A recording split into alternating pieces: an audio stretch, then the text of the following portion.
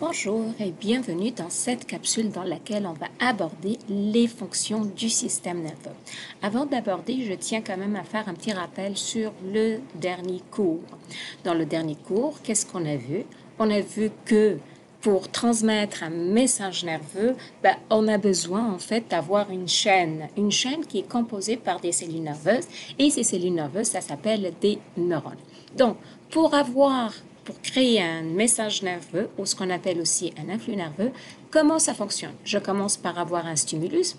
Un stimulus, ça peut être n'importe quoi, ça peut être juste de la lumière, un peu de chaleur, un changement de couleur. Donc, ce qu'on appelle, c'est un stimulus. Un stimulus va se trouver principalement, et là je vais parler de façon générale, dans le milieu extérieur. Ce dernier va être capté par les dendrites d'un premier neurone.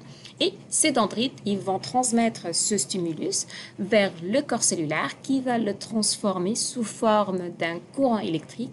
Et ce courant électrique va transiter le long de l'axone jusqu'à l'arrivée au niveau de terminaison axonale. Les terminaisons axonales, ils vont être reliés de façon indirecte à un deuxième neurone. Et à ce moment, les terminaisons axonales vont en fait générer la libération de nouvelles molécules chimiques. Et ces molécules chimiques, ils vont être libérées dans un espace. Cet espace, il va être créé entre le premier neurone ici et le deuxième neurone ici. Vous voyez, cet espace, ça s'appelle le synapse. Et la molécule chimique qui va être libérée, comme elle est libérée par un neurone, donc son nom commence par un neuro, pour neurone, et comme son rôle c'est quoi? C'est de permettre de transmettre le message, donc ça s'appelle un neurotransmetteur.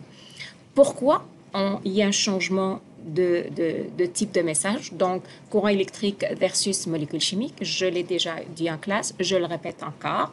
C'est parce que tout simplement, lorsque je veux que la molécule est bien captée, je vais utiliser des molécules chimiques. Rappelle-toi, à l'extérieur d'un neurone, je vais retrouver principalement de l'eau. Donc, si je libère un courant électrique, ça se peut que mon courant ne va pas arriver au bon endroit, il ne va pas être capté. Il y a pas mal de changements qui peuvent se produire. Donc, ça, c'est un petit rappel sur le dernier cours.